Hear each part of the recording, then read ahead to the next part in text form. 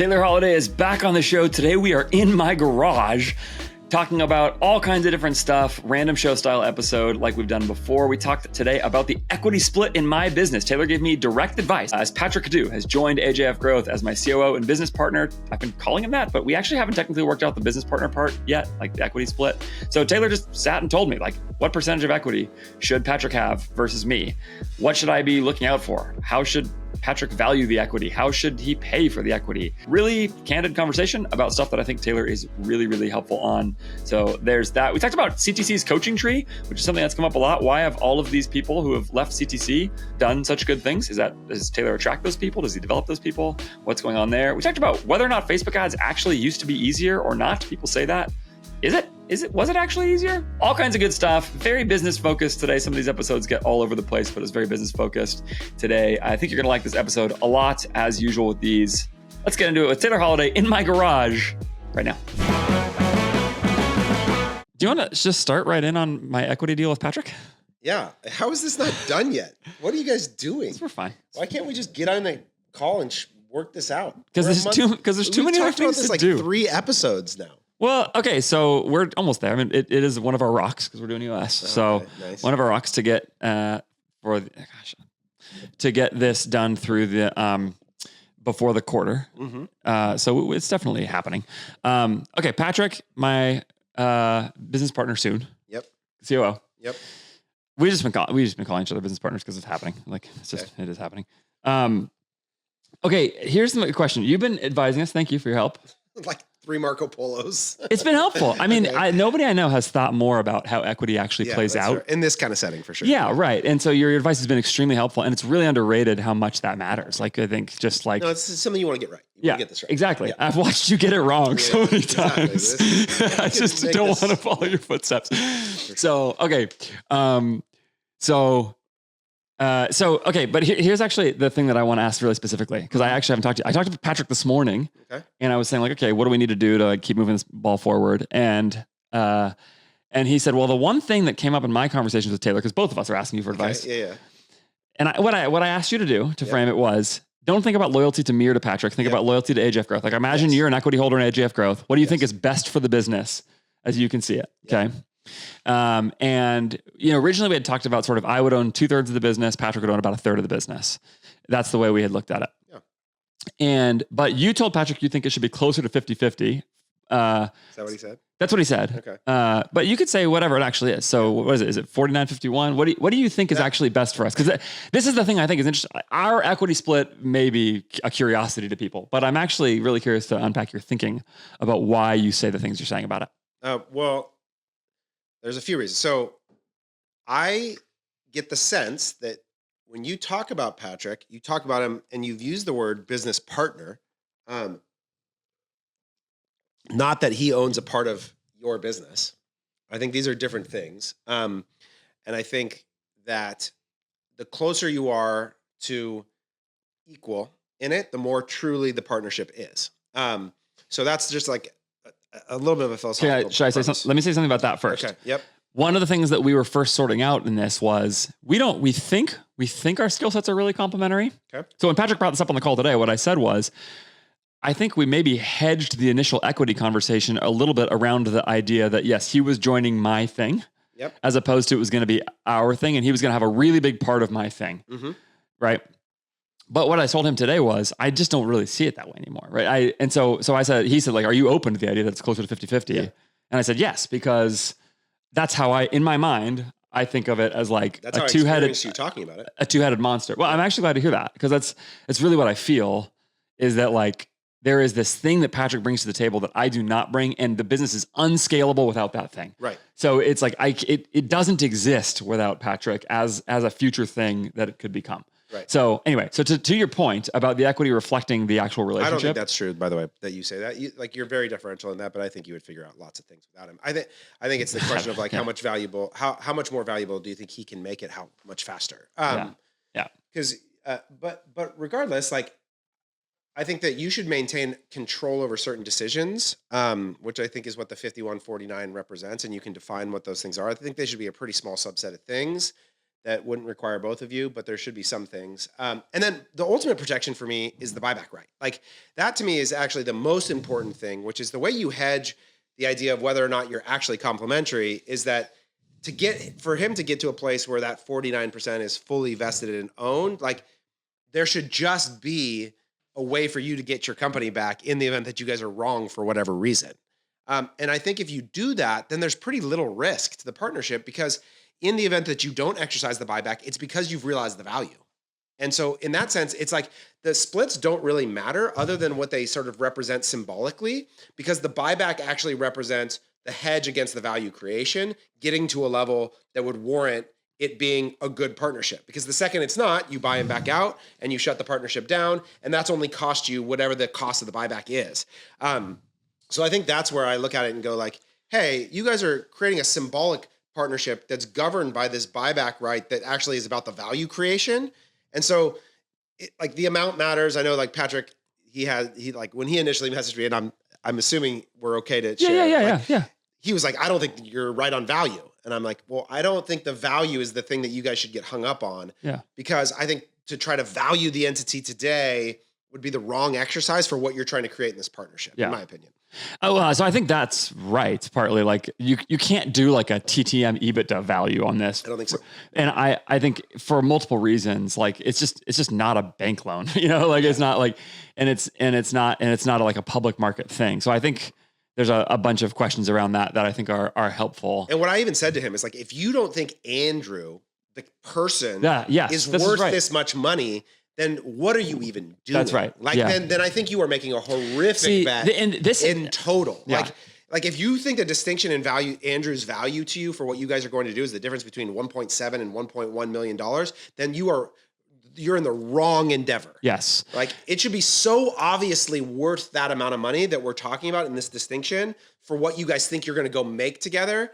Otherwise, like get out of here. Because this is not trying to buy a stock to make 12% return where the base underlying cost price really matters. Yes. Like the distinction between 1.3 and 1.6 in terms of the total value creation in the future should be inconsequential. Those numbers are fake. I'm just saying that I don't feel like that's the right assessment that like, oh, you're worried about whether you're going to make 12% or 22% in the long run. Yeah. Now, again, a part of this is like your guys' conversation of what is the end game? Because if the end game was sell in 12 months, well, then the underlying cost of today really matters. Yes. Yeah. But if you're saying, look, we're trying to build a $50 million thing, well, then like the underlying entry point today probably matters less, So this is the reason I think it's an interesting conversation worthy of like podcast time is because one of the things I think that you're really good at doing, and I think I've learned from watching these conversations play out at CTC and sort of the things that we've been in together in various ways is like the way that equity essentially ought to be aligned to reality, basically, right? Which is like, okay, so what is the actual partnership like, and what are you actually trying to accomplish, and what is the value of the person, and what is the and like what do you want your employees to think of each of you? That's right. Like, how do you want them to be perceived hierarchically? Like yes. What kind of authority do you want to grant each of you? Like, there's lots of things that it communicates. So I think all those things are good. I don't want to get too hung up on some of the things. I think you brought up a lot of good stuff there, and it makes sense. So you think the idea of like a closer to a 50-50 split is a bigger reflection of the reality of the partnership. The other big concern I have is just he's rich. Yeah. This is like one of my fundamental concerns. Because he sold supply. Yeah. And again, I don't know how rich Patrick is. I've never asked him for his bank statements. But like, I'm genuinely concerned that he's going to tap out in the event that things are not providing the long-term upside, or his family he starts to see a cost to his family where the benefit doesn't map. So you're concerned about that for me, essentially, that eventually he would go I no longer need to do this. Yeah. So it's got to be really worth it to him. Yeah. And so maybe it is at a third. The difference between 33 and 49 is probably less consequential. I think it matters somewhat. So I see you want him to put more in now. More. So I want because him, you want him really pot committed. Because I think the two of you together, fully committed as assets, like I think you guys will deliver value to each other. And my biggest concern is that it doesn't matter enough to him. Yeah. Yeah. Because I also think he's developed all sorts of like philosophical principles about work-life balance and other things that concern me. That's like a concern I would have about both of you in some ways. Right. That's actually part of the reason why I like partnering with him is because we are so aligned on that stuff. Yeah. Like we have so much shared vision that I don't think we're going to get to a point where he and I are like, hey, you're not pulling your weight here around these things because we don't. Yeah, because we are not necessarily trying to create the largest outcome possible. And again, this is another thing I think you've been really good on. I remember a long time ago you said like you didn't want CTC at a different phase of CTC's business. This is no longer true, I think, of CTC, but you didn't want to use the word like we're going to be the best at something. Yeah, right. And it would cost too much. Yeah. Right. The logic was when you watch Kobe Bryant say he wants to be the best, right, he means I'm going to shoot 2,000 free throws every day. And I'm going to sacrifice everything else in my life for the achievement of that idea. Correct. Yeah. I heard a crazy story about him in a meeting with some people where he almost kicked somebody out of the meeting because they were talking the way that Patrick and I talk. Exactly. That was like post-playing career. Yeah. Anyway, when he was like investing potentially, and he was like, you should just leave this meeting. You don't need to be part of this. If you're building a business, you are already remote, I don't know why you wouldn't be considering working with incredible talent from the Philippines with my friends at More Staffing. I actually maybe do know why you wouldn't do that, and it's because you think of Filipino talent in your mind as just like intro level $5 an hour talent. And if that is your conception of what's possible for hiring in the Philippines, you are doing it wrong. And you are doing it wrong. I can say that with so much confidence because I am building my businesses with talent from the Philippines. Like everything I touch right now has more Filipinos working in it than people in the US by a long shot. And I could not be more grateful for that. And it is a great relationship because I go to with the help of More Staffing and hire people in my business who I'm paying at the higher end of the market in Filipino costs. And yet it is still meaningfully more affordable for what my business can do than if I was doing that same thing in the US. That actually allows me to hire more people, incentivize people really well, create margin in the business, grow the business, do all the things that I want, while at the same time creating really great quality of life in the Philippines just because your dollars go so far there, including for your team when you hire them. And that means you get people who are you're not only attracting high quality employees because you can pay at the top of the market, but you also retain those people and have people who love and are motivated to continue working in your business. It's just a huge win-win. All of the things you think about are as problems, particularly if you're concerned about English speaking or cultural awareness, are just not really. Everybody in the Philippines grows up speaking English and understanding American culture pretty well, watching American TV, all those kinds of things.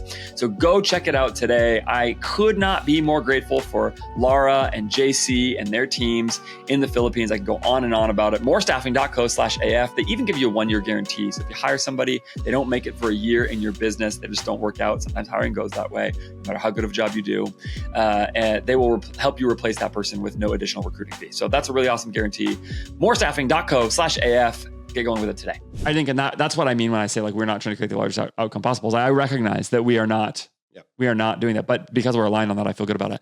Anyway, I think so. The 50-50 thing, that's interesting. So it's partly about perception within the company and all those kinds of things, but also partly about you want him to be pot committed because you're concerned about that. I'm less concerned about that. It's a relationship. And I just think that the 13% value, like again, I just go for both of you. If you don't think he can create, like to me, I do. I have no problem with it. I just go like, what are either of you giving up here? Nothing. Some money. He's putting money in to buy it. That's right. So that's actually the biggest thing is he has to be. I think that's the biggest cost in the whole thing is like he has to be willing to buy more, which means more dollars to me now. Yes. Yeah. And that's actually my concern for him is sort of like I don't know how much money he has exactly either. That's right? the thing. I want it to hurt. Yeah. I want him to be at risk. Yeah. Candidly, that's another part of it too. Is that I don't want it to be like a nominal amount of money that's like, oh, if we lost it, like whatever. Yeah. I don't want it to be that way. I think that the equity, like this is one of the things like the risk is as important as the upside. Like that you need carrot and stick. You need both. And if if the stick is like whatever, then it becomes easier to walk away from. And I'll say like for me, the idea of having less of the equity as a percentage, it also makes me think, okay, I actually have to work a little harder for the total thing to be bigger because I get a smaller percentage of the total thing. Which is what I would want if I were him too. That's right. Yeah. And I think what I'm saying is I think that aligns our incentives nicely. Yeah. I mean, what I told Patrick also about this was like, definitely talk to Taylor. Like I want Taylor's input on this. Like I think again, if you sort of position yourself as loyal to the business, then it's like, well, what do you think is best for the business? And all the things you're describing reflect that to me, which is this thing. This is one of those things I think I have less developed opinions on and feel like the only concern I would have is if you guys are going to bring in someone else.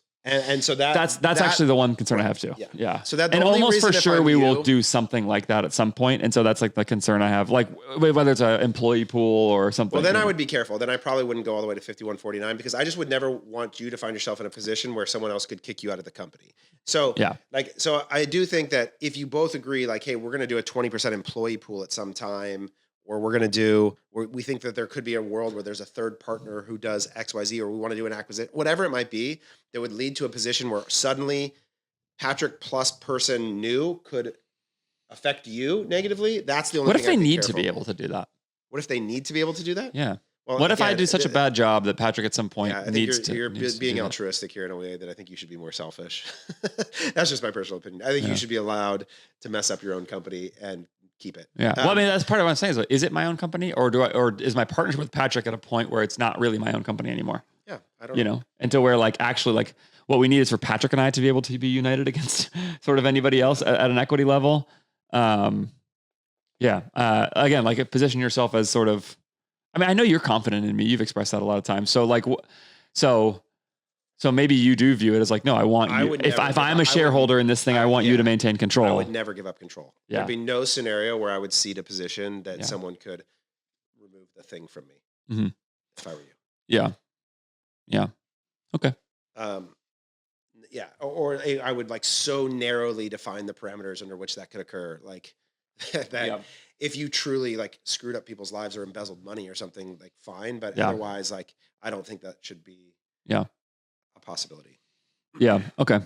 I mean, one of the things that I have thought about in all this is in the sort of risk reduction thing, I've tried to play out the trade-off between wisdom about looking down what you're doing there, which is you're looking down the into the future and saying this kind of thing could happen. Make sure you protect it. This kind of thing could happen. Make sure you protect it. I think that's really important and really wise. Is part of why I really appreciate your advice on this stuff. There's another part of me though that has said, even with Patrick, we sort of did this assessment in the beginning. We literally did literal assessments at points to try to figure out as best we could. And at some point I got to the point where it's I don't think I can increase my confidence in this decision any more than we're at right now. Yeah. And the reality is it could go bad. Yep. I think that's just one of the things I've sort of gone to in my mind is at some point, I don't know, the partnership could go bad and we'll have to deal with that when it happens. And, and so I don't want to let that be a excuse to not think carefully, but I also am trying to be clear-eyed about the idea that in any way we arrange this, it could go badly and hopefully it won't, but who knows what the future is Yep. So, okay. Thanks. Good luck. Super helpful. We'll keep you updated. Okay. You want to do collective balance sheet? I don't know. Is there anything non-businessy? Should we stick with businessy things? We could keep so I'm having a conversation with, I don't know if I should say this yet, but a former colleague of ours that is getting into the game too. Yes. Okay. I know who you're talking about. Two of them. I know both of them who you're talking about. And so I was just thinking about, actually maybe one of them on this list I didn't know. One of them I did. Yeah. Is it one of them's public about it already. One of them's not. Okay, great. All right.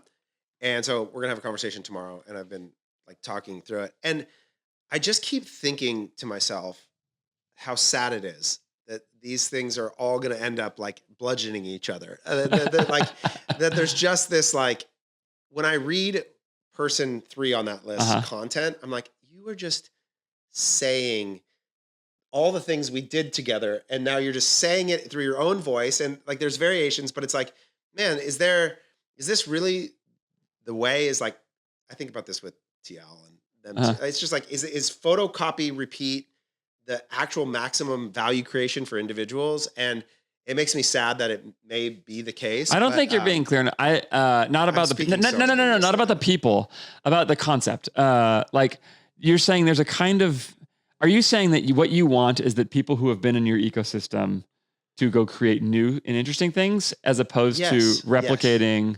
Yes. In some ways, yes. I want them and you to recognize that the reason we won and the thing that we did was compelling was because of original thought. And that unique value proposition in the world matters. And that finding the way in which you differentiate yourself from everything forever is important. Yes.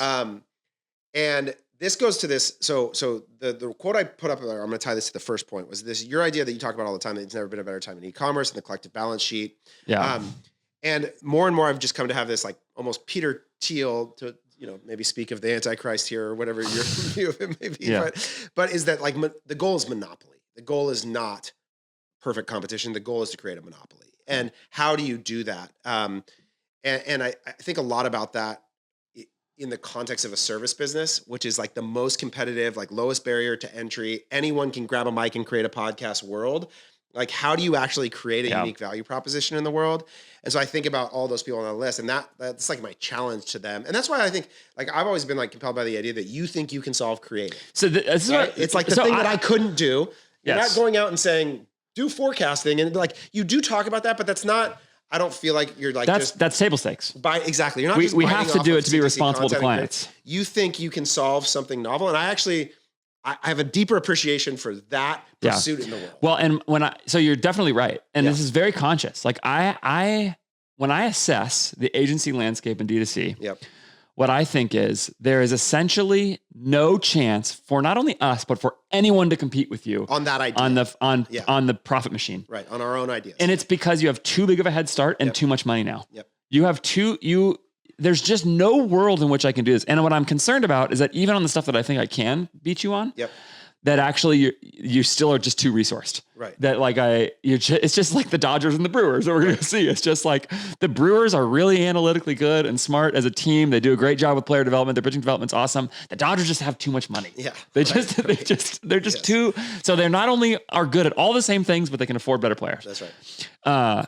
And so it's just going to be really hard for the Brewers to compete. Right. As I say this, probably by the time this goes out, the Brewers will have come back and won 4 out of 6. But yes. And so what I actively assess this and say, you aren't good at creative. Right. CTC, I would never send somebody to CTC to say, go get the creative that is going to unlock your ad account and win and create scale there. In part because you would never sell them that. Right. And so it would be disingenuous, right? So what I have thought is maybe Patrick and I can create the best creative shop combined with the best media buying and financial stuff in D2C, to where maybe if we can 80-20 the other things in the financial part of the business to where it's good enough, we can then get to a point where it's like, okay, our creative is going to be so good that we are going to solve this way of doing winning in creative because it will be different than what you can do. And maybe it's something that I can do, and maybe not, but that's the bet. That's the bet. It's time to switch your customer service help desk software to RICHPANEL. RICHPANEL is AI-first customer service software that creates a great experience for your customers, a great and smooth experience for your customer service team, and also saves you a bunch of money. So let's just talk about that last part first. If you switch over from Gorgeous or Zendesk, RICHPANEL guarantees that you will save at least 30% on your customer service help desk bill. If you care about running lean OpEx, you should be interested right then and there, okay? But it's not just that it is more affordable, it's also that it is a great experience for, like I said, your customers and for your team as you scale. First of all, on average, they see a 30% reduction in customer service tickets when brands switch over to RICHPANEL. That's because, in large part, their self-help customer service portal that goes on your website is so good that customers get answers to their questions much faster and much quicker than going through customer service tickets the old way. And that's one of those things where being AI first really makes a difference, right? They've been built from the ground up AI first. If there's anywhere in your business where AI makes a ton of sense to make an immediate impact, it's probably customer service, like getting answers to questions you need quickly, sorting through large amounts of orders, all that kind of stuff, helping your customer service agents craft answers to questions really quickly, all that kind of stuff. They even have, by the way, an AI agent that will go respond and interact with questions on your Facebook ads and your Instagram ads. That's really, really cool. That's been a pain for the entire time I've been in business. And by the way, very large brands that have serious brands are using that. That's so accurate and so good and so reliable that large brands will use that to do it. And in fact, in general, it's worth noting that RICHPANEL is not only good and not only more affordable, but it is scalable with your business. So brands like Ridge and Lomi and Pila are using RICHPANEL, and that's because it's great software that works, that scales with you. So go to richpanel.com to get started today. richpanel.com, get on a call, switch over. It's a 2-week transition to RICHPANEL from your old software. Go check it out. If I were right now going and I was sort of walking into the agency landscape to compete, the game I would play would be revenue is the goal.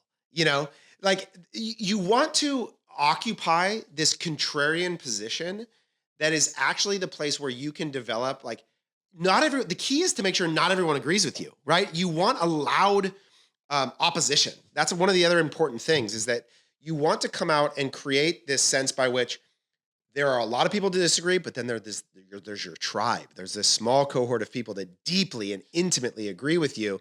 And then best case scenario is you're right, right? Like, so that's how you really win, right? Is you have this contrarian idea, and then you end up being right about it. That's another Peter Thieleism, right? But I see this all the time where I watch a bunch of people go, oh, we're going to like occupy the like profitability and marketing and finance and forecasting. And I just go, okay, you're going to win some like exhaust of this, like the sawdust of this industry or whatever. But you're missing, and I think the people that came from CTC in particular, my challenge to you is not to go like, what did we learn about specifically how to be a growth strategist? It's what did you learn about understanding how CTC positioned itself in the world all the time? Which is actually always the thing that CTC was best at. Yes. Right. Was to find an edge, an angle. Do you think it's possible for them? Like, aren't you just better at that than everybody else? But I think that's what people don't understand about what my skill really is to find that thing and to occupy it obsessively. And not only are you that, but you are so willing to be contrarian. That's right. And to be argumentative and friction. Yeah. And like some of that is where people really don't want to occupy that kind of character. Yeah, they don't like it. But I think the person on the list, like the first person, I think she can. She could do great. And so I think she's going to be highly effective at this. And it's the thing I want her to lean into is like, hey, people really respect your voice, and you do this good job of and like, it even makes me feel threatened sometimes where you're like, I'm in this big business. This is really how it works. And you're like, ooh, okay. That's good. I was going to say that would be the place I would carve. That's right. Yeah. Right. And Can we just say that? Come on. I don't know. I just want to be careful. Maybe all right. Okay, great. But yeah, I think she's going to do a good job of that. And that's like my message to her is like, go do that. Be that. Not be a monopoly here. Go monopolize a position that no one else can occupy. What can you say that no one else can say? Yeah. You know? And I think that's right. I'll tell you actually, one of the messages that somebody ought to do for this is the why you should raise money and go big in D2C, the revenue one. Exactly. So I actually think supplements in particular is the place where this is. So this is a good parlay into the Jordan Menard thing. So what this natural CAC and like spend infinity dollars thing, which I think is insane in many ways. But I spoke after Jordan at Commerce Roundtable, and his talk, people were laughing because they were so like different. Contrast to one another.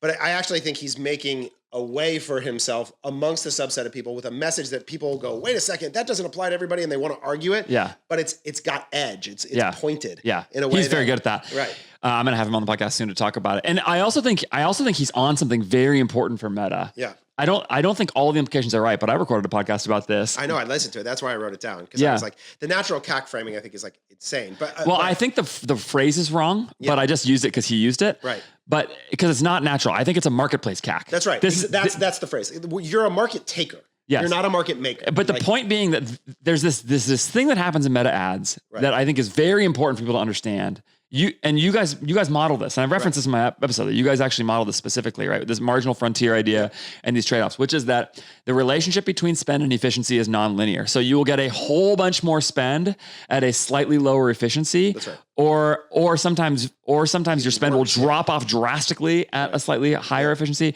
And where those trade-offs are, and what it reflects is that all of these brands have the same economic characteristics and are going for the same customer. And so the example I use is supplements, where it's like, they all have roughly 65 points of margin landed to the customer. They all have it. They all have that. By the time they do all their discounting and all that stuff, right? By the time they do all their pricing, they all have that margin landed to the customer. They all have through the roof LTV, similar AOVs if it's the same customer. They're all going after the rich people who want health and wellness products. And that means that in an auction system, there are cliffs over and over again of CAC, where it's like, if you bid $1 more than this person, you're going to win every auction for every timeline. And that's what quote unquote natural CAC is. Now, I do think it's important to always clarify that it's possible that a big tech company is putting the thumb on the scale somewhere in here. Well, we should never count that out. So I think it's a marketplace equilibrium. Means occurring in nature. Like it's the actual exact opposite. It's a synthetic market that's like dynamic relative to pricing every day. That's right. So because this is why bid caps are so important. I think it goes back to this idea that like on Saturday, that market is different than Friday, is different than Thursday. That's right. For the volume at that price. That's right. And so I do think though that the general principle that I think Jordan gets at, which is that like your goal is to be able to be the person that can spend the most, yes, is true, and why supplements work so well. Yeah. It's funny because even I think it creates capitalization as a leverage point That's against right. your competition if you're smart about the calculation on the LTV side and things like that. So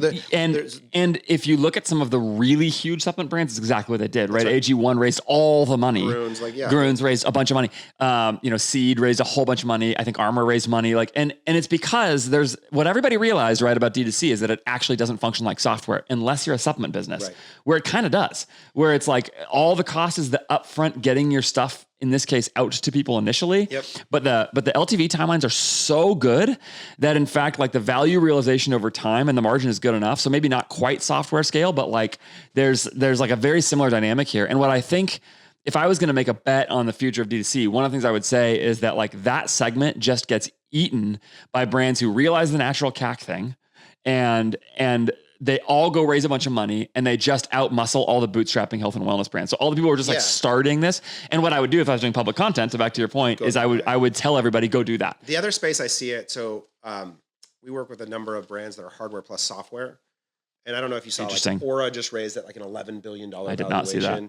Like this is very clearly part of the future of all of this is that like the ability to get someone to pay for a hardware at a slight loss and aggressive acquisition and have this long tail of value, never-ending subscription at 99% margin is like such a leverage point in this game that because the thing about the distinction between competing in a Google SERP ecosystem is that what you just said, which is that like everybody has the same economics as you, is true. But in Meta, that's actually not true. The point is that the hardware businesses are competing against the sub businesses for the same user feed, right? So you actually get blasted out of that arena by the Auras, by the AG1s, by the whatever, because they can afford to pay the 35-year-old woman's Instagram feed way more, but they're not bidding on your Google SERP for protein powder. But that's right. This is another point that I've made is like people sort of see this dynamic, the market equilibrium at the level of Google search ads. Yeah. Everybody understands this is happening. The example I gave is like, I remember talking to some injury attorneys where they pay like $150, $200 a click, right? The reason they pay that much for the click is because the click is worth that much to them. Right.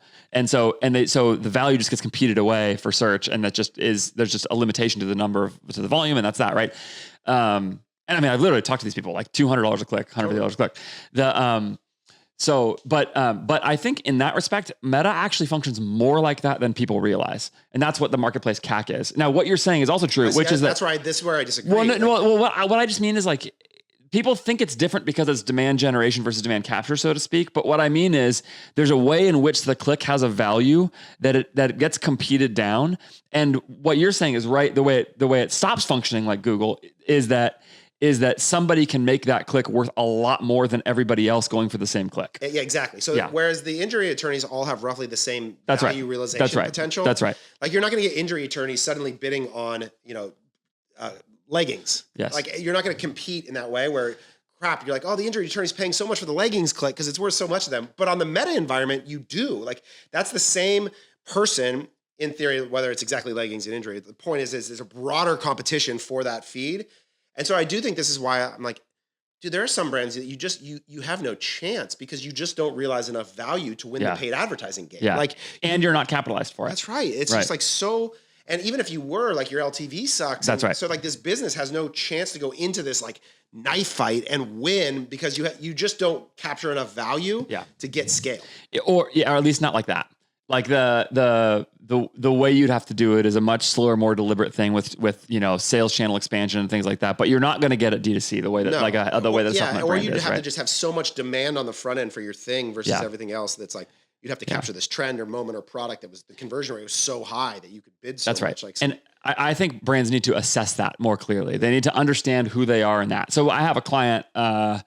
Right now, who just came on. I think it's fine for me to say this. She's Birdie, Richie Machiko, who I've had on the podcast, since deleted because he didn't want to come to the internet with. Oh, really? Yeah, there were some things there. Anyway, he'll come back at some point. But great dude. And he took over this brand. And one of the things, they tried to go hardware plus software. It didn't work. All kinds of problems. Anyway, one of the things that he has said about that business since is like, he thinks it's a great business at like low, mid 8 figures, spinning off a bunch of cash as opposed to, but there's something that's really right about his calculation, whatever you think of his involvement in that business. The calculation he's making that's correct is the way that business is currently constituted is simply not set up to go scale to the moon and those kinds of things. Instead, it's like you just have to either accept that it's this business or fundamentally change something else about it to move it. Yeah. But you can't let it be a low LTV customer acquisition business and then expect it to get to $100 million. Like, I don't think you can expect it to sit at 8 figures and just stand there and protect it. I think it's dead. Yeah, like, that's possible. Because the difference is that in that environment, if there's somebody who sells a similar product who's willing to take less margin, then you just get competed down, and there's no barrier to entry to making the product. It's the Kalo problem. Right, exactly. Yeah. So it's like we could not have said, oh, you know what we want to do with Kalo? Keep it a nice $10 million business. We would have all been competed down to nothing. We would have made no money on silicone wedding rings. Yeah. So that's the challenge. You had to do something else in the business to expand it or something. The only time you see this, where you see these businesses that are static, is an example where I once met with this brand who sold like restaurant hoods. Okay. So think of it as like really complex manufacturing. And they were like, there have been 2 businesses in this space for 30 years and we just compete with each other. Right. And nobody else enters the space. There's no competition. It's hard to manufacture. The market's not that big. This is like Bobby, right. There's some moat to protect the dynamics of the market that make it so that your profits don't get eaten away. For Bobby, it was regulation basically. Right. It's so hard to get into the game for baby formula, where it was like, and that's exactly what they said. There were two brands in there for forever. Yep. And they didn't like either of them. They thought they could do it, but it was like this huge, difficult thing to get into. That's right. And so in those spaces, you could say like, oh, like even in that industry, when I met with them, they're like, look, we kind of almost have this mutual agreement. We don't bid on them. They don't bid on us. We both take our market share and we all make a bunch of money every year. And that's kind of it, you know, and so like, but it's so rare to have that actually be the market dynamic for your product category. Yeah. That's what, I mean, that's no longer even real competition. That's what it's called. Duopoly. Yeah. What's that? Yeah. There's another word for a cartel basically. Yeah. Exactly. That's where the you market control term price and you're like, exactly. So hey, while we're on the subject, people say this about CTC a lot, about the coaching tree. Yep. So why does CTC have such a great alumni list? Well, I think we have a Twitter famous list. Is part of it is that like I think that one of the things. So it's not real. Well, I think there are a lot of talented people that have worked at CTC. If you like held us up against Mute 6 or W Promote or Power Digital and compared our alumni and what their actual job listings were now, I don't know. Yeah, I guess that's right. I don't really know. It's not like the MLB where we can be like, there. Well, that's a fair answer to the question. The answer to the question might be you invested a lot in Twitter, so it looks that way. Exactly. I think that's part of it. Is that what people realized was that the way to get reputation, they watched me get reputation, and so they all went like, oh, this is how you become known. And so a bunch of people replicated that. So I think if you go down the list, the people who, when they refer to that list, they don't actually refer to the people who I think maybe are the most talented necessarily. They make that list the most famous people. Yeah. It's like you and Nick and, you know, like, so I think not the most talented people. No, I'm just saying that I'm kidding. Relax. Yeah. It's fine. But I don't know. I think what we have is like ambitious people who have built a personal brand and reputation. There's been a number of those folks. And I think we fostered a place where people learned a certain set of skills around like problem solving, ambition, and communication, and like put those things to use in a way that probably disproportionately rises to the surface. Do you think, so here's my question about that. Do you think that's primarily drafting, or do you think that's primarily development? What I mean is, do you think you attracted the kinds of people who were drawn to that in the first place? Or do you think that those kinds of problem solving skills, desire to be Twitter famous, whatever, do you think that those were developed at CTC? I think that obviously it's going to be some of a both and, but like, I think you get a personal network effect that reflects your character and attributes primarily in your company. And so I think you got a lot of people that like exhibited traits like me, because those were the people that were attracted to me and that wanted to be around me. And so what you get, and that's why I go like the Twitter thing, like I just think that what you get is a bunch of people that were productive in similar ways that I'm productive. Yeah. And so you tend to attract that. And so like you end up with this like thing, which is your sphere, because so much of your hiring early on is personal relationship, right? Yeah. Like it's degrees out from who you are. And so I think in a lot of ways, every company is going to reflect closely the person whose network was most overpopulating the place. Yeah. And so I think that's like a function of my community and people and like the kinds of people that would want to be around us. Because people, I think, have asked the question because they want to have the same thing. Like when people bring this up, they say like, well, what is it about CTC that does that? And essentially trying to ask the question like, can I create that too? Or well, so like the thing I would say is like sort of like dating, which is like be the kind of person you want to attract. Yeah. Right. So it's like, if you want to be around smart people who lead well and are in great shape, then like be that, and you'll attract that, you know? And so I think in some ways, this may be sounding narcissistic. I don't know. I'm trying to make it sound less that like I did some thoughtful I'll do that for you. More like, it was like, oh, this is the community of people we had. It was like, I had a good community of people that were smart and capable and whatever. So you are magnetic, because and part of that is literally algorithmic. Yeah. Right. Like you've created content that generated a following that made people interested. Yep. Some of that is because of the things that we talked about, which is you're argumentative. Yes. And that's sneaky magnetic because what it creates is interest and awareness. And I get that. A lot of times I get young, smart people that want to argue with me. Yeah. Like that, even in our company, I notice that. It's like almost like you want to come spar in the arena and find out, do I have it? You know, like, and so there's an element of that I think, especially now as I've gotten a little older, I've noticed that. Like I get young, smart people that it's like, I got to go see if I can hack it, So I think there is a piece of that. For sure. I think that's, I mean, that's part of it, is it attracts sort of those kinds of people, but also, like I said, literally that creates algorithmic reach, right? Like when you argue. So there's that. But then I always say that I think the most underrated thing about you is that you're nicer than people think. I think high character and integrity. I think one thing I look about on the group of people is that we just have a bunch of good humans. They're good people. I agree. They love their wives. They're good parents. They like are honest. And I think our network, like even the old Aaron Dorndorf walking in and going, who are all these people? Yes. Like, and what it is there's high levels of character that have always been around. And that's because of you also. That's magnetic too, that people get around that and they realize, oh, there's something here about the flavor of the place that is not the same as when you think of like Wall Street or something where it's like a bunch of argumentative opinionated people, but they're all just at each other's throats. That's like my impression of it, Right. Like we're never out at night and all of a sudden someone's passing around cocaine. Like, and you end up in those kinds of circumstances. There's actually that, and also they're not all undercutting each other and trying to take each other's legs out. That's right. And so I think what you all of a sudden you go like, oh, I'd like to be a part of this. This is like uplifting. These people uplift each other in a way that, so I do think that a lot of that is a byproduct. And it's like, and that's not just me. It's Josh, it's Ian, it's Jordan. Totally. Even like they're all that kind of personality that early on, like Jordan especially is like very charismatic, right? Where people want to be around him. And so I think there was a lot of that like attracted other people. And I think you're like that. I think Shireen's like that. There's just a bunch of people that I think are going to go on and replicate that because they are that kind of person themselves. One of like the little jokes in D2C land is saying like, you don't know what FERMAT actually does. I will tell you, because I have not only used FERMAT many times, but I've also asked Rishabh, their CEO, to tell me, what do you say, Rishabh, is like the one core thing that FERMAT does? And here's what FERMAT does, according to Rishabh and according to me, who has used the software a good amount, okay? And what Rishabh said is, look, it's really simple.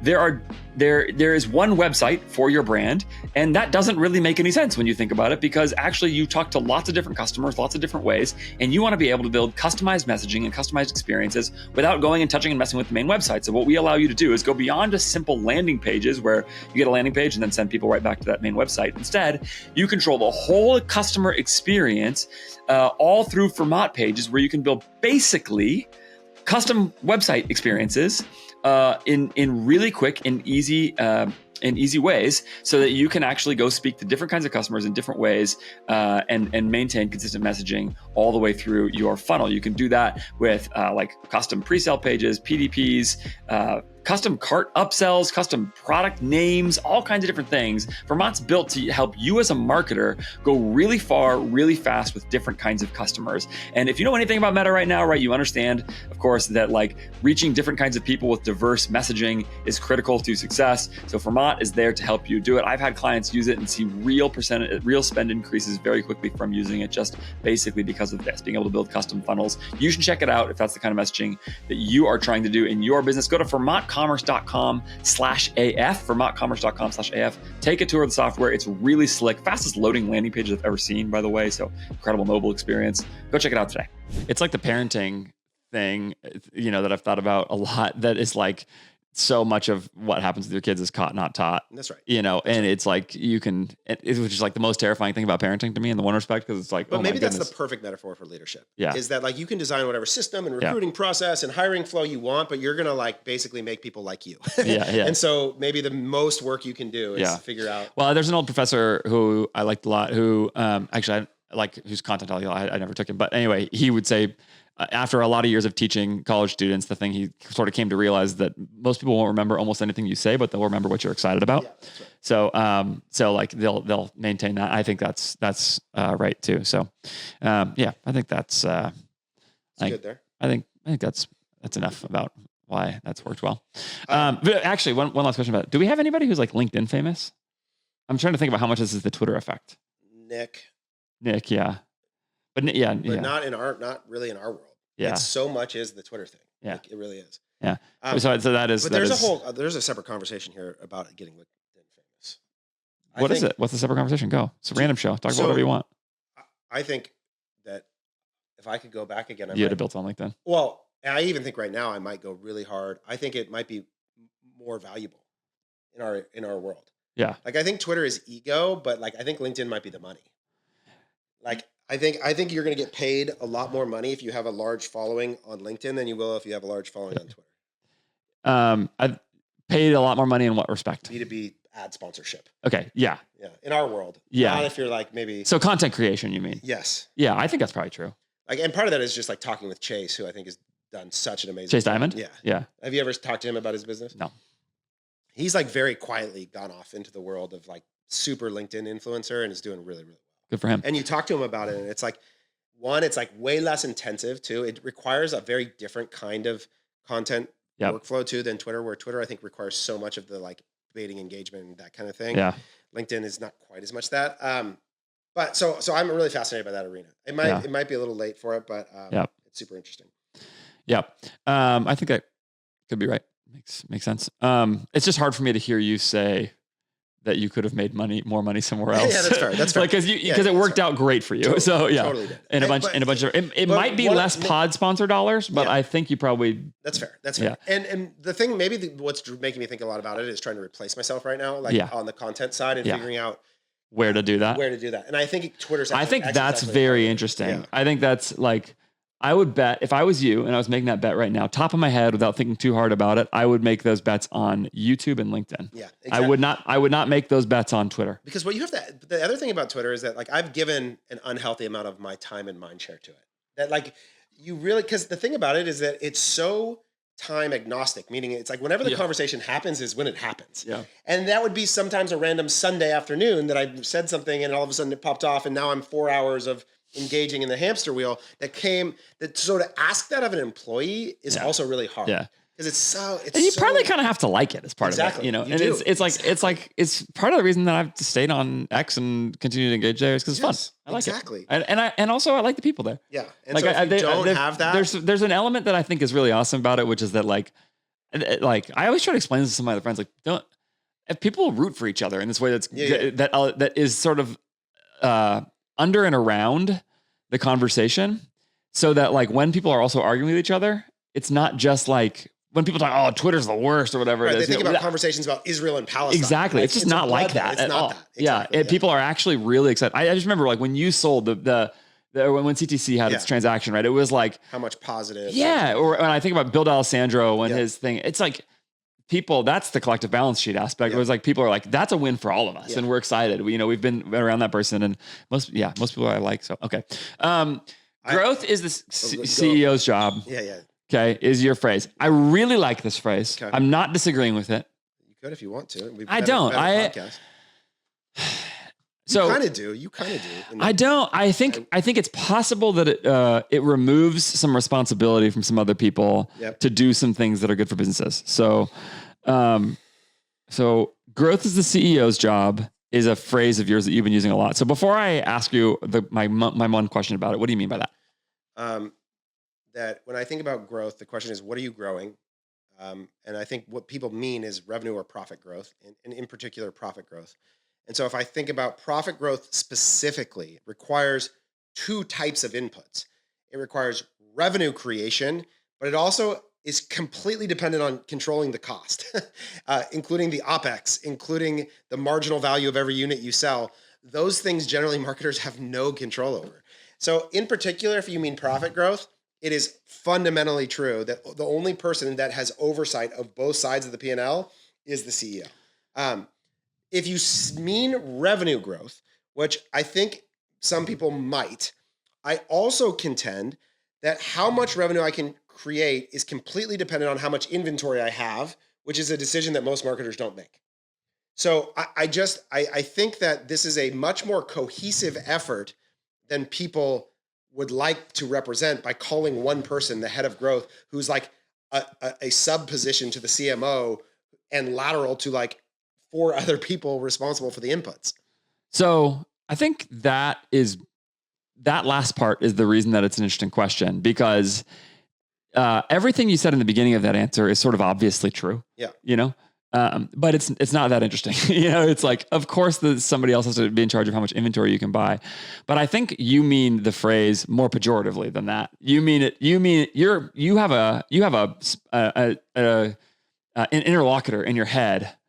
When you say growth is the CEO's job, you mean growth is the CEO's job as opposed to this person's job, who everybody else thinks is this person's job. That's and right. You used the phrase head of growth a second ago. Yes. So say more about that, which is like... In particular, I think that what got created in our industry is we took a phrase which was very common in the world, digital marketing manager, whose job was to allocate the media budget and generate a return. And we wiped that role away and we called it growth, because the primary lever of growth inside of a business was paid media. And so it started by just swapping those titles to make them sound cooler and pay people more money. Now, what happened was when people took that job, they actually accepted a level of responsibility that they couldn't deliver on. Yeah. And so it became you'd hear about all the time people going, it's so hard to hire for, this is impossible. Or there was like massive turnover in the role. I watched a bunch of people leave CTC to go accept these roles and get wiped out very quickly. Yeah, right. And it's because you're accepting an outcome that you don't have authority over. Yeah. And so what happens in that case, and when that term gets encapsulated into one person, it's the same reason I hate the phrase chief brand officer. I don't like the idea that these collective efforts are the responsibility of a single individual. That I think is very dangerous and makes it really hard to actually deliver that thing. You mean like a profit engineer? Profit enginener, okay, but they're engineers. Like just a whole bunch of different things combined into one person's job. What does the phrase engineer mean? What does it mean? I don't know. Somebody makes something. Yeah, exactly. Who builds or operates a system. Yeah, sure. Yeah. So our job, and in fact, very clearly stated, is not an expectation that number goes up. So the reason why I want to stop being called a growth agency is because I don't actually think that we have the capacity all the time to do that. You're saying somebody's hiring you for a job they're trying to get you to make a promise that you don't feel comfortable making. That's right. And so what I want us to sell is a system. Yeah. And the outcome of the system is dependent on all of the inputs to the system. Yeah. Which I don't control. If you make bad product at a bad margin and you had a production, like we're dealing with this with the customer right now, where they are so tariff affected that they've now raised their product to a price that nobody wants it. Yeah. And I can't UGC this problem. That's right. Yeah. Like I don't know how else to make it such that there is demand for your thing. And if you want to keep whacking the meta hammer, okay, I will do this with you till we both die. Yeah. Fine. But I just look at it and I go, this is not going to work. Not going to work. And so this is the thing I like a lot about your phrase. And this is why it's not a true disagreement, because as I've watched different brands, like my sort of realization recently is just that like expectation setting for what your company is capable of given its current state. And then the way to manipulate the company, if you want to change the expectations, you have to manipulate the company in different ways. Yes. This is where like I think what you're saying is right, which is like ultimately the CEO has to make that decision, and the phrase is good. And this is where like, I try wherever I can to make content about all kinds of other things besides ads. The really fascinating thing is that ads wins always. Okay. And it's because somebody, I think it's also why like I'm starting to think about this idea that like we would all say the idea that you should get rich quick or that you could get rich quick is almost certainly a lie. Yep.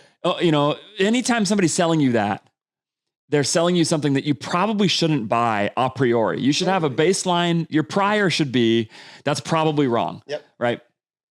And so there's something about that I think is super right about what you're saying. I think I don't want to like go too fast past that towards a potential disagreement, because I think it's really important. Yep.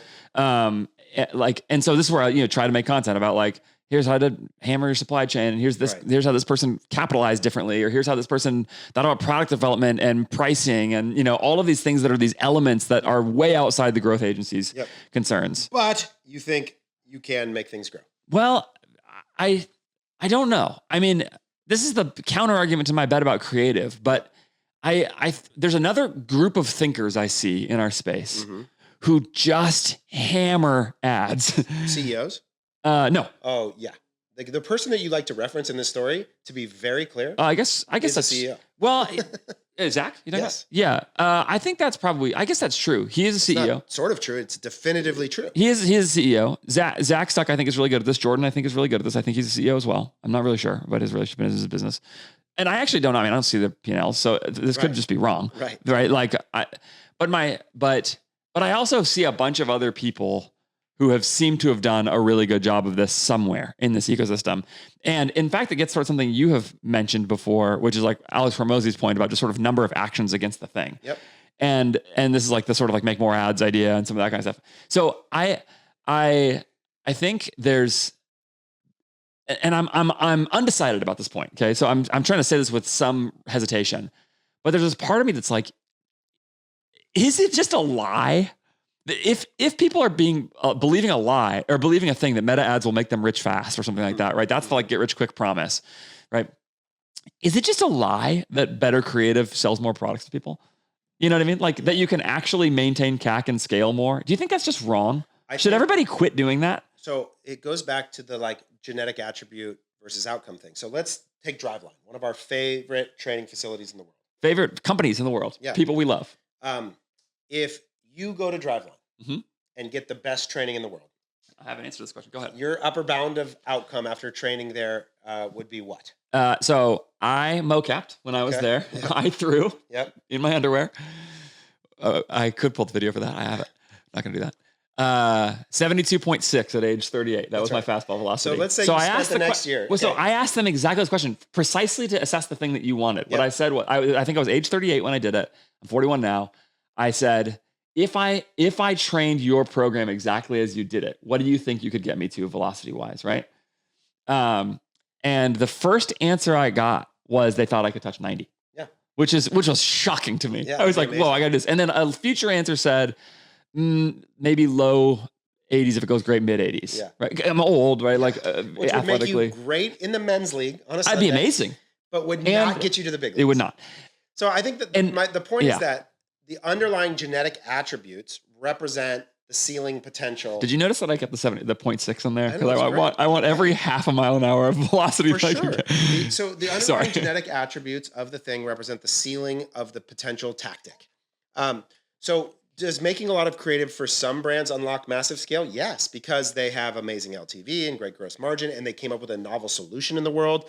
Like when we created Kalo rings and it didn't exist and the margin was amazing, was our ad creative really that amazing? No, we don't reflect on it. But if we had produced 10 times the amount of creative, could we have gone further? Probably if we were smarter, we could have just gone further. We didn't even need to do all that. So I just think that the answer of the impact of the tactic is relative to so many other inputs that matter. A great lesson I'm learning in this is I'm trying all this time for youth coaching, right? And so I coach 11-year-olds. Okay. Well, do you know what's happening to 11-year-olds? I don't. Boys, what happens around that time? Oh, they start to stink and they start to grow. Which is called puberty. So I have watched. So we use blast motion. I track these kids' bat speeds, and we do all the driveline drills, and we train them. And I watch some kids make progress. I have this one kid right now that when I started with him on my team last year, he was like mid-range. He could probably swing the bat 41, 42 miles an hour. He can now swing it 58, almost 60, and he's at the top. And you know what happened? He started getting bigger. The drill was great and certainly helped and contributes to some realization of the value, but he's just gotten big and strong. Yeah. And so I think about it sort of like that. Tactics are they're bound maximizers is what I would call them. But the bound, what is the bound, is defined by other inputs. Yeah. Yeah. I think that seems like a reasonable analogy. What about your example that you've used a lot of times of loop earplugs? Yeah. Where I think you have talked about them as if they're the greatest advertisers in the world, and they've built a system that's amazing. I think they're bound maximizers. But the thing is, that's a pretty big bound. It is. It's a really big boundary. And that's without how good is the underlying attributes of the product.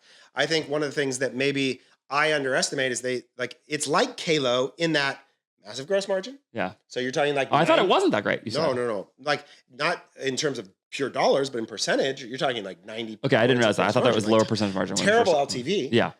But all of a sudden, and this is maybe now this is a question of whether you can create this or whether this was like latent in the market, which is all these use cases. Yeah. So they started as like rave going content people. But they found TAM. But then you went like, parents of kids that are noise sensitive, motorcyclists, all these things. Now, were those like what's they call it, like problem unaware or like problem aware, solution unaware markets that they unlocked, which is what great advertising should do? Yes, but does every product have the potential to do that? No, like I don't think so. Now, your job should be to make sure you explore as many potential avenues as possible. And I think that's what bound maximizing is about, is like, how many use cases are there for the silicone wedding ring? We came up with a lot of them. Firefighters, police officers, military, people who work as chefs, like musicians, we learned drummers. I didn't know that when we started. But then all of a sudden we discovered like, you playing the drums with your ring sucks. Like, so you find these things that actually, now the question of like, was that because I didn't know that TAM existed, or was it because the TAM truly didn't exist? Yeah. Well, I think it's a little philosophical, but probably that I didn't know it existed. Yeah. The problem was there. We have this framework I've talked about a lot, right? Explore versus expand for our creative. The idea is everybody who has ever run a Facebook ads account understands that you have this conversation, you open it up, you say, what ads are working? How do we make more like that? We call that expand. Okay. Yep. That's our idea. We're trying to get away. In fact, we are totally away from just change the hook or whatever, right? We're trying to think about how do we create net new ads while maintaining a message that we believe resonates with a certain audience. To use the example you just used, if we were doing Kalo for drummers, we would try to find a new way. I mean, that's a really hard one because Kalo is such a simple product, but we would try to find a new way to say the same thing or find a different age drummer or something like that, whatever, to kind of create diversity while at the same time maintaining a message. And the hypothesis underneath that is the notion that you probably didn't make your best drummer ad on your first shot. And so you could probably reach further into whatever that relative TAM is that you just described, right? Drummers and Kalo rings, by making better ads for those people. Okay. That's the idea. And we put a fair amount of effort into that. And we sort of built our creative co-writer AI tool into being able to do that first. But what you just described is something different than that, which we would put in our explore bucket, which is essentially go find a new message for a new audience that still communicates, that still represents the overlap of customer desire and product value. That's okay. Right. Think about our experience with Theragun. It's another great example. Yes, absolutely. There's a whole bunch of different people who were using it for all kinds of reasons, from somebody who's sitting on the couch and just wants a massage to like a CrossFit athlete to a baseball player or whatever. Right. So, okay. So you go find new ones of these, and the more your product naturally lends to those, et cetera. We would put that in the explore bucket and say, this is finding new messages. If you go to health and wellness products, supplements or something like that, it might be your gut health product really helps your skin, hair, and nails over here. Over here, it also helps your brain function or something like that, right? Okay. Those are really different outcomes. And so you can try to speak to both and open up new audiences. So in the story you just gave about Loop, what they figured out was there were actually a bunch of little mini TAMs within their big TAM. That's right. Here's the reason I say all that. I am starting to think that the core effort, especially in light of what meta ads is today and what it's great at today, is that basically the moment you hit a winner within a certain TAM, you should move on. I'm kind of wondering if we should be like 95% explore. Like essentially the way to unlock the most scale in an account is to overwhelmingly say, we found Meta is so good at reaching the right person that if you have any ad that has reached some level of scale, you're not going to beat it. It's like, it's good. It's good enough. The sort of distinct attributes of those ads are too small in their differences. And so what you ought to do instead is go to the next one. I'm not totally convinced of that yet, but it's an idea I'm starting to play with. So this is, to me, when I think about like redesign, one of the like pieces of content I have a dream of creating today is like the redesign of the modern marketing org, and like doing a bunch of content on this, and I think there's an idea here that is right that I watch brands struggle with. So I'll give you an example of two different cases of the way they did this idea, and one that worked and one that didn't. So we worked with Travis Mathew for a long time. Obviously, historically, a men's polo business. That was like the primary business. And it's called Travis Mathew. It's named after a man, right? And they wanted to expand into women's. Okay, the way that they expanded into women's was same people, same budgets, same KPIs, launched the women's, Guess what happened the second it was stopped, didn't work that well? They just took that budget, went back to the men's because there was no incentive to work through the problem for that group of people. Interesting. Their job was to get the best result in the ad count, and people kept hammering on like, oh, what's your, like the monthly income? And so you would just leave the new thing alone all the time because it was never going to be the most efficient thing right away. Juxtapose that with our friend Alejandro at Mottenbaugh, who builds separate growth teams for each product line and says, you don't get to use the men's You're jeans. like a product manager. You have to solve women's jeans. So you're fired if you don't solve women's jeans. I'm having this exact conversation with a client, and there's a question of like resource allocation relative to size because we're so overwhelmed by exactly this problem. There's too many possibilities. Yes. And so we go all over the place and everybody's getting burned out and they're like, oh, we're chasing down this funnel over here and this funnel, whatever it is. And so that's like the other possibility is that you say like, you've got an internal product person whose job is, and you basically just don't grow faster than you can produce those teams. That's right. So you just say like each team does this, then the creative is do that. And this does go to growth as the CEO's job then because it becomes like, well, that's why I think it's a system design problem. Yes. Exactly. Yeah. And so even in an explore exploit team, like imagine you built that as your internal org is that there's one group that's like, we found a thing that's winning. Your job is to maximize. Yes. Now you guys over here, don't talk about that ever. Your entire job is go explore new unlocks of opportunity. That would be an interesting way for us to organize our teams. Yeah, exactly. So I think that these kinds of ideas about system design are often, and incentive design is another thing that I think about why growth happens is that I watch the behavior of every organization come down to the incentives designed by the people in it. And so incentive design is, again, fundamentally a CEO's job. It's like the behavior of everybody, including us as your partner, is a function of the financial incentive you've created for us. And so that's another big piece of when I think about growth as the CEO's job is that growth is an incentive problem. The CEO usually just gets to set the compensation methodology. What I see your mind doing there is the same thing it did with the profit system, where it's like, or whatever that you guys use, you know, for it's like, which is like, you just go think through how the system creates the outcome you want. What are all of the elements of the system? And now how do I keep designing system and tooling to create this problem? This is how I think I'm going to beat you on creative. Is that I'm just going to think harder about it. And this is how I think you will end up potentially beating me instead, is that you'll just be able to out-resource the thought process. Well, so let me give you, but my mentality is I'm going to think about creative the way that you've thought about profit systems, and where I'm sure there are things that you used to believe that you now think are wrong. That's right. But that you sort of get as many tests into the market as you can. You keep learning from the data, and then you keep redesigning and re-engineering the system to do this. And you get down to brass tacks on everything you can. The example I always use with you guys is that you are forecasting down to the level of campaign per day. That is, you know, in your creative demand model is another good example of this. That is the kind of thing that I have in mind where it's like, can we do that with creative? Can we actually say, okay, I mean, can we have a playbook for Explore that is different than Expand? We already have that, but like that goes down to every possible thing. What about category? What about, I mean, it just like detail into oblivion, basically. I'll give you an example of one of the evolution, the ones that I've come to believe that I think will be a way in which like this idea of like consolidating all the roles into one person. I think that there is almost always an incentive conflict between a channel-specific media buyer and a growth strategist. For sure. That you cannot actually design the right incentive to get them to behave according to it, where their behavior is actually impactful to the end goal and they know what to do every day.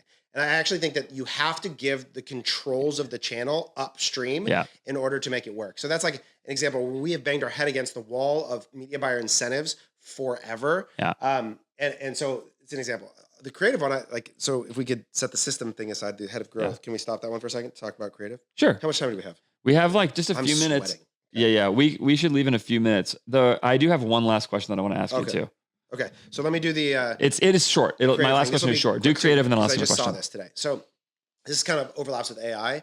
So I've been thinking a lot about, so one of the challenges with our creative system is that like everything we're doing right now is about like helping people to answer questions about how much, the efficiency, expectations, but it's not enough around like net new value creation. And so Eric Seifert put out this tweet today of this study. He's so smart. Super fascinating. Did you read it? I did not, but I just like him so much. Okay. So it's a study out of Cornell where they tried to see if an LLM could be predictive about ad performance prior to its launch. Okay. So they do a study and they did it against the variable I don't like about the study is that the comp was to human declared intent. So they took 9,300 people and they showed them ads and they had them pick which one they thought was most impactful to them. So it's a survey response more than an actual transaction. Okay. That's a really big problem, but keep going. I agree. Yeah. And then they tried to see if they could get the human or the LLM to predict what the humans would say. Yeah. And they did. They were able to make the LLM predict which ads humans would respond to. So I look at that and go like, well, what if you just changed, rather than the survey response, you changed conversions? Yes. Yeah. Could you actually create an intermediary between the testing process? Because one of the biggest conversations that happens is creative testing. Yeah. And the problem with it as a what if you just didn't need to? What if you didn't need to spend money to find out? Yes. Right. So like the big debate, and you've even talked a lot about this content, is what is the right testing methodology? Yeah. Right. And so there's this debate about how much money you need to spend and the structure and blah, blah, blah. And so the question is, what if the LLMs could actually analyze ads in the way that creative strategists pretend they can, which is creative strategists pretend like they can tell you which ads work. All of them are full of shit, including you, if you ever say that. Yeah. But this is why we don't make that content. Right. But the question is, what if you could actually validate that you could have an LLM assess your creative prior to it and then recommend which to upload and not? Yeah. There's something really interesting about that. Well, this is essentially my manual bid theory, which is that like, it's a little bit more expensive than what you're saying, but not a lot more expensive, because the whole idea is that engagement metrics predict conversion metrics, and that actually engagement metrics pile up really fast. That's right. Impression counts are right. We do it on a CPM, 1,000 impressions, so you can get 400 3-second views for $12. So when your ad only spends $40, it's like actually it has a lot of information about how thousands and thousands. That's right. So I think there's a thing there where like, I do think engagement reliably does this at least at a probabilistic level. Okay. Here's my last question for you. And it actually relates exactly to the question of CPMs and stuff like this. One of the things people like to say a lot is that Facebook ads used to be so easy and now it's really, really hard. I mean, I see that piece of content twice a week. Oh man, now and in the days of rising CPMs and everything else, do you think Facebook ads was ever easy? Do you think it's actually, do you think it's harder now than it was? The price and the ECR was better. So you think that it was more advantageous? Yes. Do you think that brands in general are spending more or less now than they used to? As a like aggregate? The average brand, oh gosh, average is tough because there may be something more. Yeah. I think because my counterpoint is the same. I'll just tell you too. Why are there so many more big businesses now that are spending more on Facebook? Time. Yeah.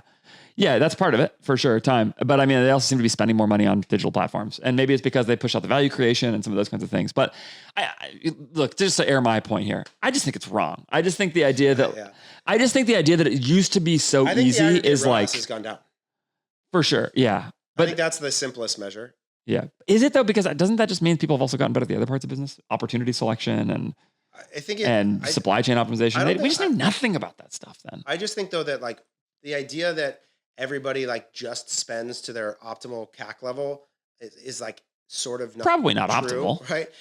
Well, and I think that if you gave everybody, if they could take a better efficiency, they would, is also true. So I don't think that. I just think, well, I think that every category, you don't think that everybody, if you could get a better efficiency, would take. No, I think they would spend more. No, but like if they could spend more at a better efficiency. Then they would constant. Would you take a better efficiency? You would, but you wouldn't hold spend constant. You would spend more money. But in the event that curve could move up, yes, you would take more efficiency, but then immediately you would turn around and spend more money. That's the reason they're spending the money now. No, but I don't know. One, I don't think that was true then. Yeah. I think that's because we were too dumb. Well, no. But I actually think that we overdid it. And so now we're right-sizing that behavior. There was a theory about the network effect of a business and the value capture long-term. It goes back to that stat we had at one point where like some crazy amount of spend was never profitable. Yeah. That's like a behavioral pattern of overdue. I also think this is where like Meta is really nefarious in their incentivizing you to do this. I think this whole narrative around CPMR and reach is like, it's a psyop. It is a fundamental psyop. I don't get it. I don't get it at all. And so I think that there's this obsession with net new customer visits. Who cares? Is like a total psyop. It's all about just getting you to spend more money on upper funnel events that are like less value. Like it's the inventory constraint problem where all of a sudden when the good inventory goes bad, I have to sell you more of something. Yeah. So I have to come up with why you should spend on it. And the incentive for that is just so strong. It's so strong. I think it's theoretically a problem for very, very large brands who actually need to do that. But I think the vast majority of brands in our space are not in that world. Well, I have a brand right now. It's a 9-figure brand that we have run 1,000 incrementality studies. We just did an entire portfolio-wide holdout and basically found that the return of the portfolio in total was like a 0.6. Okay. So the question about this though, and this is what I watch happen, is that if they were to respond to that data, what it would mean is top line decline. Yes. It would take years to get back to being a growth story. Yeah. And this is what actually, this is the trap that I think Meta actually puts everyone in, is that they actually make it so that if you want to get unhooked from this heroin, your only goal is your only reality is to go backwards. Yeah. And nobody wants to go backwards. Yeah. And so, sometimes it's actually organizationally difficult too. That's right. And so because you have to lay people off. You end up with too much inventory on hand for a while. There's like cash challenges. What ends up happening is you get this direction where it's like, well, just spend it to like the best. Just get another hit. Yeah. And so you're like, well, that's a 0.6. And you're like, well, that's better than a 0.4. So spend on the 0.6. And you're like, oh my God, what are we doing? Yeah. But you're like, you have to produce growth. So you're literally producing 60 cents of growth for $1. Yeah. And you're just like, oh, how did we get here? Yeah. Well, it's because you're so far out there and you wanted to grow so fast and you're so far out and you've outpaced. And you just have the wrong mechanism at that point to keep trying to grow. I think is part of it. It's like you're just trying to push the Meta thing forever. When I hear that, it's like, no, you do still need to grow your business. It's not just Meta, it's digital media generally. Yeah. But you do still need to grow your business. But the point is, it stops at that point being the next most efficient use of your dollar. But it's really hard for people to think outside that when they've built their whole business on it. That's right. We have to go. Yeah. There's a Dodger game to go to, and we have to clean up some things. So thanks. This was fun. Hopefully you guys hopefully the audio is not bad. I think it's good. We didn't unwrap any baseball packs. As always, these are random episodes. We generally get good feedback. The comments are awesome. There's nothing, I don't know if you feel this way. There's nothing better in my heart than a YouTube comment. It's like the best signal. I'll tell you something. I was at a conference recently and a few people came up to me and said that, like, I haven't done a conference for a while. A few people came up to me and said like, hey, your content's been really helpful to me. We make money on this. It's great. Yeah. There's all kinds of financial incentive, and I'm not going to pretend that's not true. That's why we do it. It feels great when people say that. That's some regular person who built a business, and we help them. It's amazing. Yeah. So anyway, so your feedback's really helpful because we actually care. Yep. So, cool. Thanks. Thanks so much for watching or listening. You should subscribe wherever you are doing that, and you can email me at podcast@ajfgrowth.com.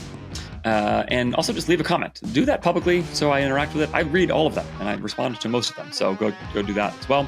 And anything you want to do or see that is involved. What am I saying? Wow, a mess.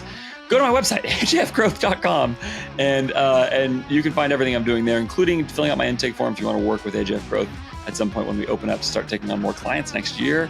Get the conversation started with me. I'd love to look at your brand, talk about whether or not we think we might be a fit and what the timeline would be. I think that's everything. I have a really good backlog of guests coming out, probably the fullest backlog of guests I've had in a very long time. So subscribe, like I said, wherever you're watching or listening. That's it. That's everything for today. I think I said my email address. Whatever. I'll talk to you next time.